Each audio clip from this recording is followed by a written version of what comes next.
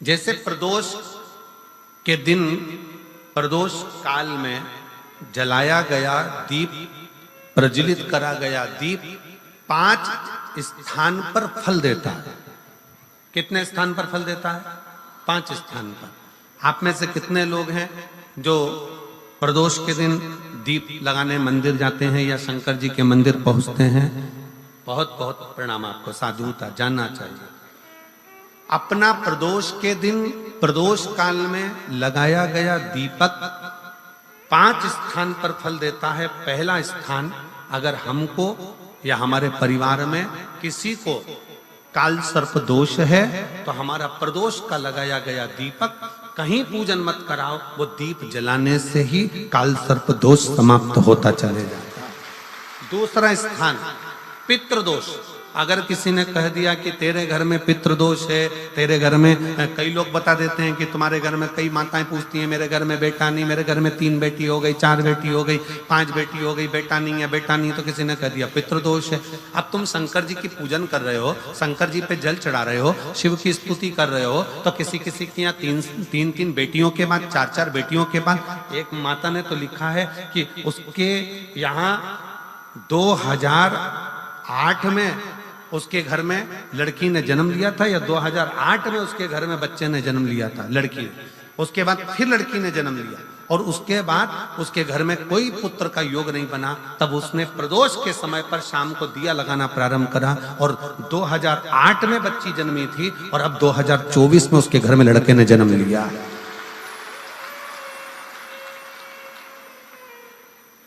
दो 2024 में उसके घर में पुत्र ने जन्म लिया। वो बेटी होगी यहाँ पर कहीं ना कहीं, जिसके घर में बेटे, पहले की लड़की हुई, फिर 2 जुड़वा लड़की हुई, जुड़वा लड़की में से एक लड़की शांत हो गई, फिर आखिरी में बच्ची के कारण बस संतान प्राप्ति का योग नहीं बना। आखिरी में उसने फिर पुनः भगवान शंकर के प्रदोष काल में दीप जलाना प्रारंभ कर।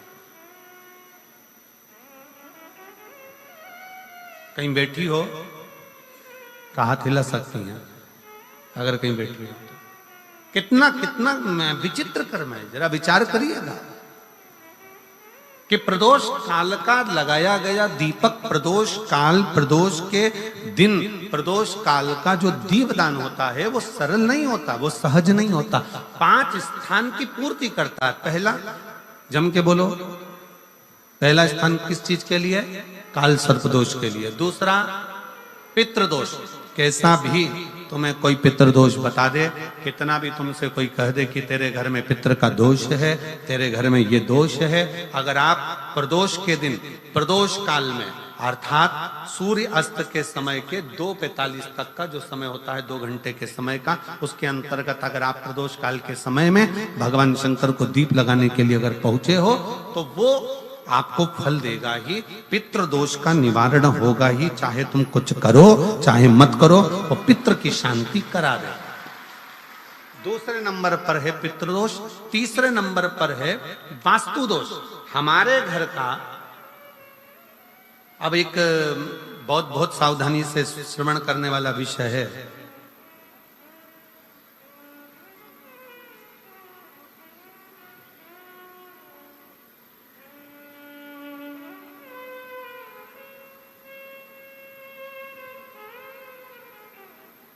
यदि वंश की वृद्धि नहीं है, 30 वर्ष शादी के हो गए, 40 वर्ष शादी के हो गए और औलाद है ही नहीं, डॉक्टर ने भी हाथ ऊंचे कर दिए, टेस्ट पे भी करवाया, IVF करवाया, सब कुछ तुमने करवा लिया, तो भी औलाद नहीं है, तब आखिरी में एक काम चालू करो।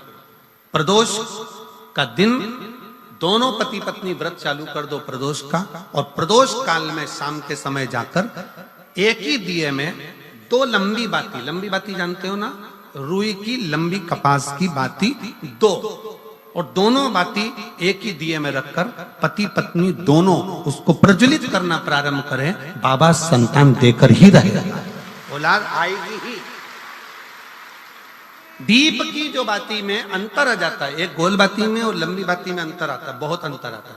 पितरों के लिए गोल बाती का प्रयोग बहुत कम होता है महाराज। देवी जी के लिए, माता रानी के लिए, जगत जननी के लिए गोल बाती का प्रयोग बहुत कम होता है महाराज। ध्यान रखिएगा। एक पितृ के लिए, एक जगत जननी जगदम्बा दुर्गा भवानी के लिए गोल बाती का प्रयोग कम होता है, लंबी बाती का प्रयोग ज्यादा होता है। क्यों? क्योंकि हमारे घर की कुल देवी और हमारे घर के पितर हमारे वंश की वृद्धि करें, इसलिए लंबी बाती रखी जाती है, जिससे हमारा वंश बहुत लंबा चले, बहुत उन्नति की ओर बढ़े, इसलिए लंबी बाती का प्रयोग किया। शिव महापुराण की कथा कहती है 5 जगह पर हमारा जलाया गया एक दीप जो प्रदोष के दिन प्रदोष काल में लगाया जाता है, 5 जगह पर भारी पड़ता है। पहले नंबर पर जम के बोलते जाओ, काल सर्प दोष। दूसरे नंबर पर पितृ दोष। तीसरे नंबर पर घर का वास्तु दोष। हमारे घर में कितना भी वास्तु दोष है, कोई ने कह दिया यहाँ बाथरूम नहीं बनना थी, यहाँ पर शौचालय नहीं बनना था, यहाँ सीढ़ी नहीं बनना थी, वो सीढ़ी वहां बनना थी, ये सीढ़ी वहां बनना थी। तुम पूरा घर तोड़वा के देख लो, उसके बाद में जैसा वास्तु वाले हैं वैसा करा कर देख लो, उसके बाद भी तुमको शांति नहीं मिले तो समझ लेना कि तुम्हारे घर में अब वास्तु दोष तो तुमने दिखाकर समाप्त कर लिया, फिर भी वो समाप्त नहीं हो रहा, तो प्रदोष काल का लगाया गया प्रदोष के समय का दिया आखिरी में वास्तु दोष को भी समाप्त कर देता है और उसमें भी फल प्रदान करता है। काल सर्प दोष, पितृदोष, वास्तु दोष। चौथे नंबर पर 1 रुपया कमाया, 1.25 रुपये खर्च हुआ, पैसा आया गया, ये चौथे नंबर का व्यापार में थोड़े दिन दुकान अच्छी चली, थोड़े दिन बैठ गए, थोड़े दिन काम चला, थोड़े दिन बैठ गए, गाड़ी चली थोड़े दिन फिर बैठ गए, अर्थात हमारी फैक्ट्री थोड़े दिन चली फिर बैठ गए, कहीं ना कहीं तकलीफ, थोड़े दिन खाते थोड़े दिन रोते वाला चल रहा है। तो प्रदोष काल का, प्रदोष के समय का दिया इस दुख को समाप्त कर कर रेगुलर एक जैसी सांझी, एक जैसी लक्ष्मी की वृद्धि करते चले जाए, प्रदोष काल का। और 5वें नंबर का प्रदोष काल का दिया, प्रदोष समय का दिया 5वें नंबर पर 5 स्थान